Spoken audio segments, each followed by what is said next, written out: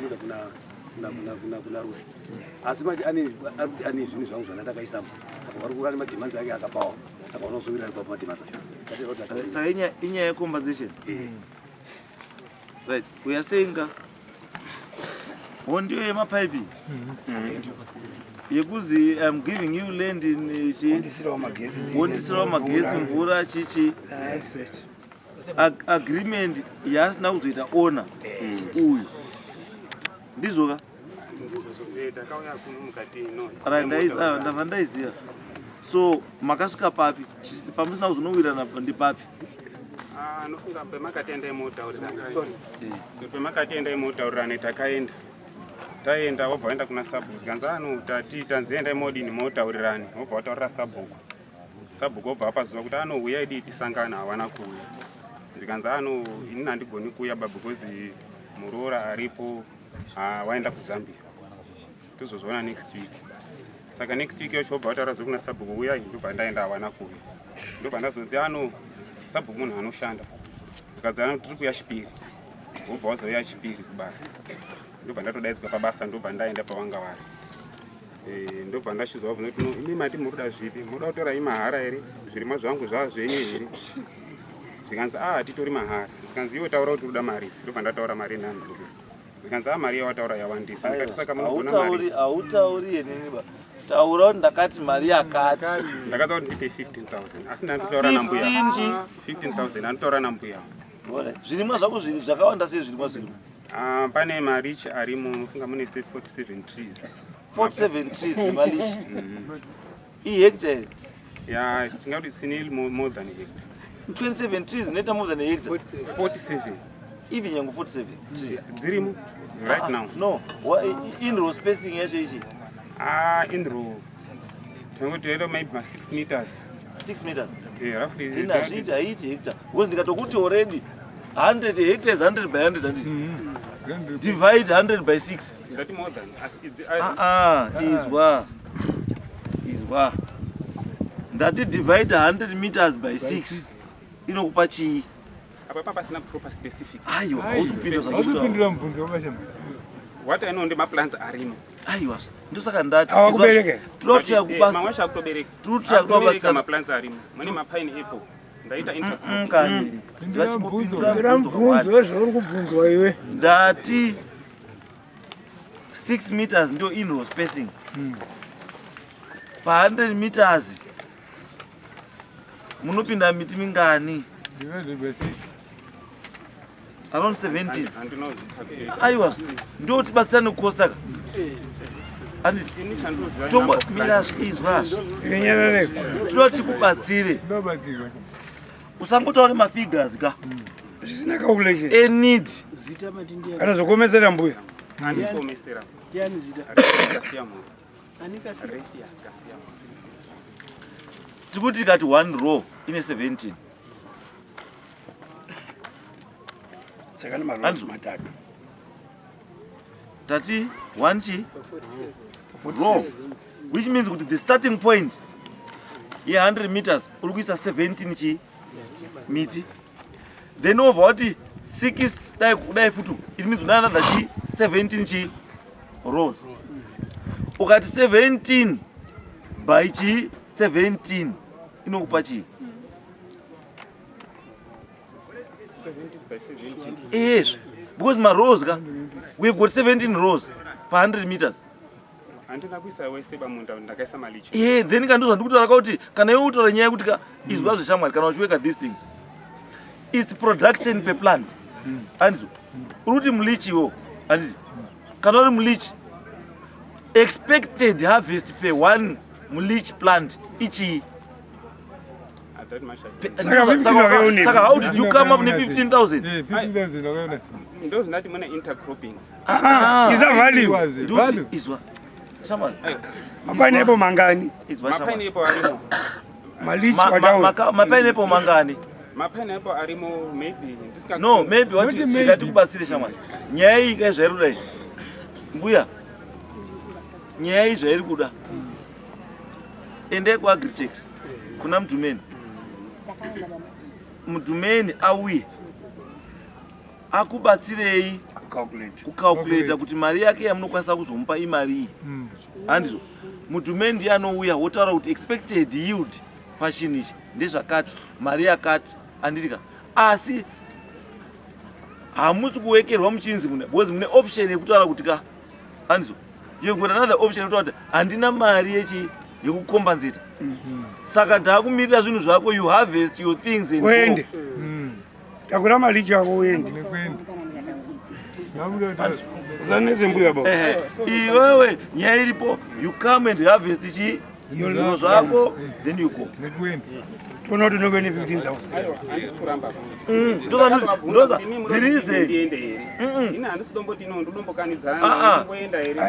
The reason why ndakati endai motaurirane, handiti itoazi kuti pamakambowirirana pakutanga, handiti dzokai futi papi ipapo muwirirane futi mukwanise kutaurirana futi, handizvo. But tinotoona kuti ka instead yekotaurirana ka pakabva patocreata gap rekuti harichavhariki, handika. Saka gap inozo harisavhariki, handika. There was no need yekuti kubve vamwe vanhu kunze kuya kukubatsiridzai. Saka kana vanhu vakubva kukubatsiridzai, it means kuti wamutemo hwakuya kukubatsiridzai kuti zvinhu zviitwe zviri pachena, zviri pamutemo, handizvo. Izvozvo iwewe hauzooneki uri disadvantaged. Uyo mbuya asiri ngasawe disadvantaged. But chaunofanira kuona iwe ndekuti if you are claiming 15,000 kubva kuna mbuya, wambotarisa here reason why akambokuunza in the first place. Mira, the reason why she brought you in the first place yanga iri kuti anga asina chiro, anga rudawo munhu wekutomudini wekumuchengeta. That was the main reason why akakuti uya hangu ndokupa land in return for looking after me. Then where do you expect here kuti abudise 15,000 inobva ku ndichitaura handitauri nambuya, nenda kutaura nevamwe vanhu, nenda kutaura navo kana tichinge tabackground, handitauri nambuya baba, ndinotaurawo nevamwe vanhu vanenge vaseri iwe. Unofunga pakuyananisa kwacho sabhuku akanga atoripo achida kutotreya kuyananisa kuti aone kuti no zvakamira sei yananai. Ini ndikavabvunza kuti nemuda zviti ndinongobuda ndoenda here, ini handisi kuramba pa, asiwo ndino ndakarimawo. Mushure mangu wandibvunza weni, nenda kutaura nevamwe vanhu, tiri panapa tinotaura nambuya, asi taukoko ndakutaura nevamwe vanhu. Mwana ungozi watora ukugara nawo pasi sei? Aiwa ndozvandise vanouya vanenge varipo kuti ugare pasi nambuya avo. Vanenge varipo kana kuya kwetinenge panenge vanongoripo ndi vamwe vacho vanenge vangoripo murungo nayo. Now izwa iyo koma let's not complicate this matter nekuwaste time. Nyaya iripo ndekuti ka there are two things to this case. Two ways that we can solve this case. Can I go to already? Yaramba. Let the law take its course. Simple. Because it only mtemo good one. What happens if you don't honor contract? If you don't honor a contract, a contract is cancelled. And ya kanzurwa without conversation.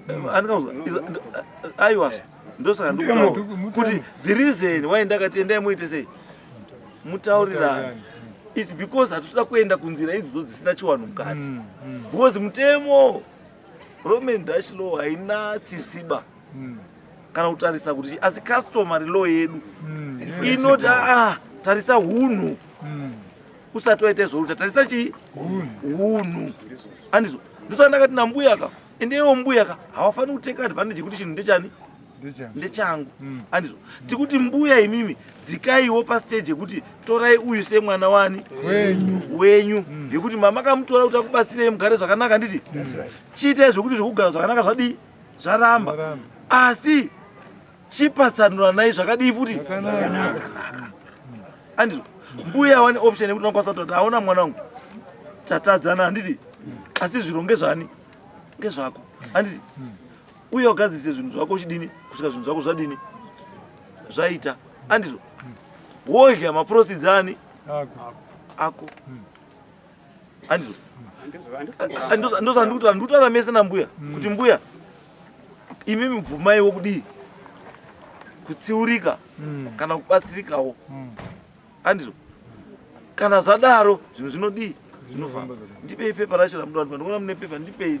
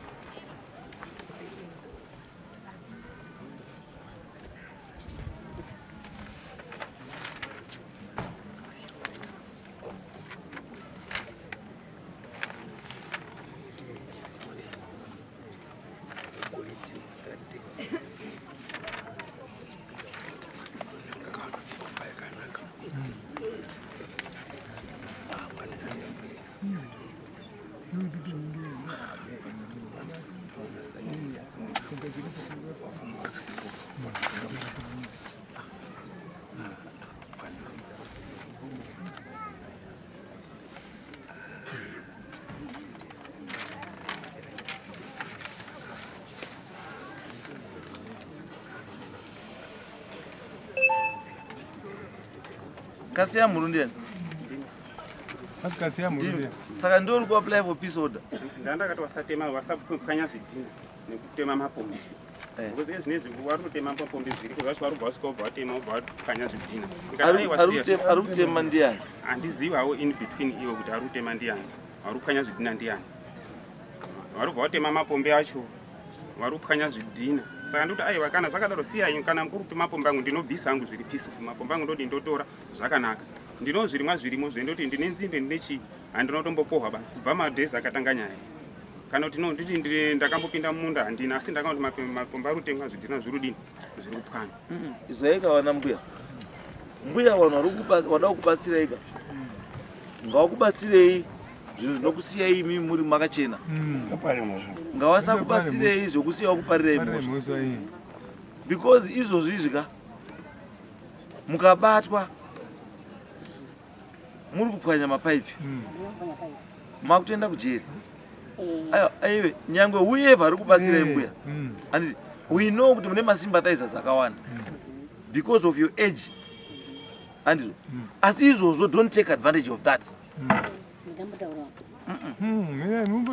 Don't take advantage of that. Siyai uyu ari kuenda aende zvakadii zvakanaka. Musamuperekedze ba. Mutemo wasi kumubvumidza kuti mumuperekedze. Siyai aende ega. Imimi ndimi makati hamuchamudi. Saka chisiyeka munhu adi Aende. Koma paipi akanene mezvidhina. Handisi kumuziva ndine 3 years ndiri kumuroora. Pamba kumuroora pamba nganchapazi. Ndine 3 years. 3 years. Kuti zviri kutoitika neno ndakatobirwa handisi kuzoti wakabandiani. Idi? Sadaro. Izwa izvanduta. Mbuya, chitaurai nevazukuru inyi wana neshamwari. Kuti kana paine ari kudaro ngaasadii. Asadaro. Munza kuti wakatemerwa rini? Mubvunze kuti wakatemerwa rini? Mubvunze kuti wakatemerwa rini? Izvo hatisi kuda kutsvaga izvo. Togadzirisa kuti zvinhu. Sindina ndiri mubhuku. Ndichekesa hangu bhuku zita rangu mubhuku. Pasabhuku. No. Ehezve.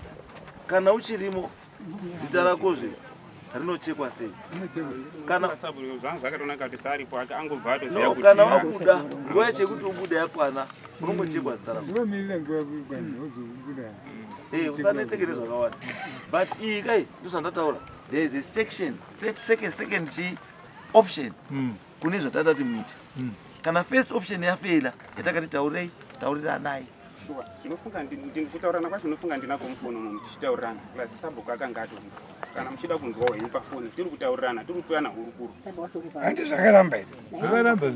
Aiwa, Makawirirana ere? ini ndakatobvunza kuti muri kuzvipi ndinoenda here asi havana kundipa mhinduro. Yekuti no enda hakusiya mapopa angu tora kana zvavo zvese. Ndosaka ndati zvinhu zvenyu bambo. Toita sei? Izwai bambo. Handisi kuramba baini. Izwai Vanda gara bambo. ndati handisumboramba. Izwai zvinhu zvenyu kuti zvikufambirei. Ngazviwe in written form. Okay. Zvamawirirana ngaiva zvanyorwa pasi zvasainwa ndo zvatawirirana maita izvo. Zvamaita izvo. Because as of now hapana chamati mawirirana. Hapana. Chamawirirana kana chamataurirana apa? Hapana. But isusu kuti kana imi matadza kutaurirana takuchituma isusu vanhu vatotuma wemutemo wauye paground wasvike wakoste zvida kukostwa nezvida kuitwa zvese ipapapo muchiziva kuti iwe uri kuenda nechii kudai uri kuenda nezvakati nezvakati.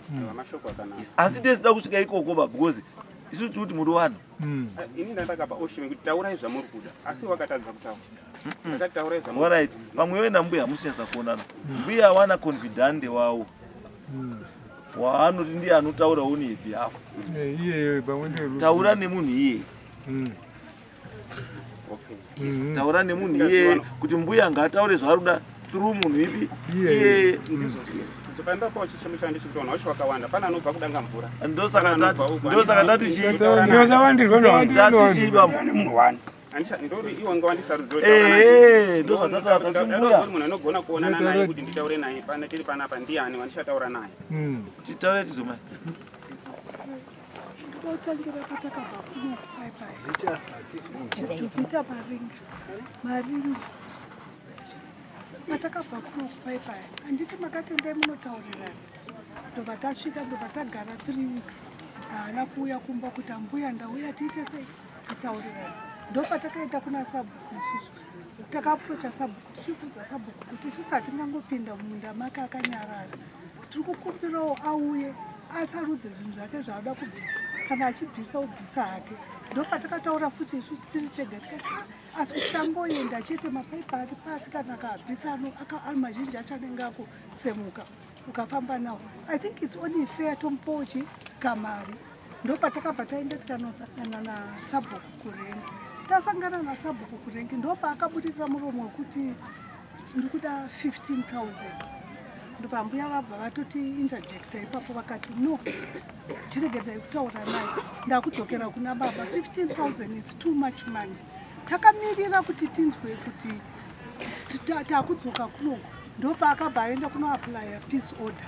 Paakaplya peace order akasvika kukoti akashandisa tsamba yekwamuzvari, judgment yakasvika overridwa kunoko. Ndoya akasvika kukoti achida kuaplya peace order. Ndobva abvunzwa naMajistrate kuti uri kutsvaga peace order pano, zvakambofamba sei? Akamboti mundanda wangu. Ndopaakamupa judgment. Ndobva isu taburitsa judgment yekunoko. Ndopaakabvaudzwa namuzvari naMajistrate kuti this piece of paper haichashanda, judgment yakushanda ndeyamambo, saka dzokera kwamambo. Haikona kuya kuno kuchiaplya peace order. Ndobva aita throw out the case. Skanzi peace order haishande because your case is already kuti kwamambo. Haungaaplya peace order muri pakati pedare. Dzokera kwamambo munoita sei? Munopedzerwa kwamambo. Handiti vakadzi ndiye munotaurirana. Kana zvaramba zvekutaurirana chidzokera kwamambo. But kwamambo kwaMajistrate haana kusvika achitaura zvemapaipi chichi. Akasvika achiclaima kuti munda ndewangu. Ndobva azoitwa quiz naMajistrate. Ndopa akazoti no, munda hausi wangu. Ndopa akasvika vari kuti vekudanga mvura. Ndopa vakasvika vakavati nonoke. Ndopa vakasvika vakabata judgment. Takabva tatora judgment yetu kapa Majistrate. Majistrate akabva aita throw out the case. Svikanzi hauna nyaya. Ende ipapo chandakatomirira date rekuuya kunoko. Ndopa paakaita izvozvo. It's okay, ndaizwa. Aripo ndiani anokwanisa kunge achitaura nemunhu? Sekuru Peter vanogona kutaura. Ndiani? Sekuru Peter. Itai chipai Sekuru Peter ngaachitaure nemukomana wangu zvakuda musvike pekuti muwirirana. Pamusoro ndachida kubvunza chinhu wani. Kana tichienda kunoaplya Agritex, anobhadhara fee yekwaAgritex ndisu kana kuti ndii? Sorry? Anobhadhara fee yekwaAgritex yekuti munda wake uaseswa. Because takatombomudaro musi wakati ndiri kuda 15,000. Tikati no, cheda unotora Agritex iuye ite assessment. WaAgritex anoda mari ndiani? VeAgritex vanochaja $15. Pakabvutswa munda wambuya takabhadhara $15. Saka ndopa ndakamuti chienda kuAgritex unotora assessment yeAgritex titangire ipapo. Ndobva aramba. Mudhumeni wearea yenyu ndiani? Mudzimai wake ndiye mudhumeni wearea yenyu. Hapana pasina mudhumeni. Kamudhumeni ngaita assessment muarea make. Mudzimai wake ndiye mudhumeni weward 5. Mudzimai wake yensasiyamo.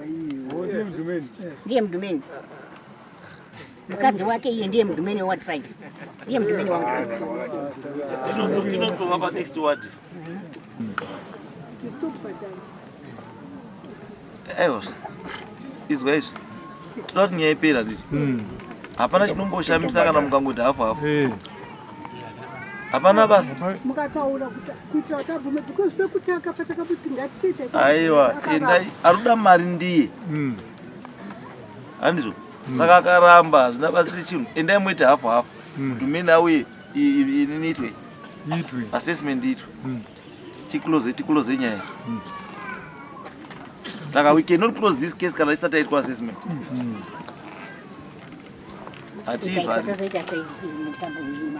Mati? Ikaitwa assessment yacho tozodide. Indokoda report chete. Mode report chete. Unokwanisa kutuma inona noya nechi report. Chete zvatopera. Then ndoizotana kutoka ngatisangana. Tokushikutaura tichida iso. Mari ikakurisa zvekusabhadharika anoramba ari pamunda zvikakohwa zvinhu zvake. Unokohwa rinogori muri chii baba? Ubasi une matadza kubhadharaka. Inenge pamwe Agritex yati mari yacho yakakurisa zvokuti amugone kuibhadhara. Munotomusiya aripo achitoita zvaari kuita achipupura pichana pichana. amuchamudzingiza kuti buda akutoti mutemo wako muti akubvumisira kuti adi avhesti bichana zvake asi musikatemi zvinhu zvake chaavhesta haachasimi musingasatukani musikatemi zvinhu zvake ende plus chimwe chiripo futika ndechekuti kana pachitwa assessment yedu kutaura handiti haisi kuitwa zvinhu zvisipoba murundwa munhu atauri kuti ndemuavhu uda muavhu expected yield pa3 years ndechakati saka muavhu wangu uyu imari yakati uyu muavhu zviri kuaseswa ndezviripo kuti malichari miti nemilichi ndeipi ndei andizvo malichari umu angaite chii mapainepo aripo mangani anditi noti zvokuzi ndine milichi yangu 47 expected yield pa 47 mamauyu itanage yakati saka imari yakati no hakuna zvakadaro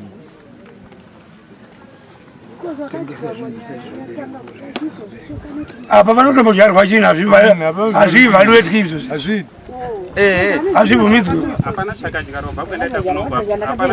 aiwa makuteerera nharo chiendai after assessment next toonana after assessment Discuss TV, inonakidza zvekuti kana wasalaiki pa FB wasubscribe for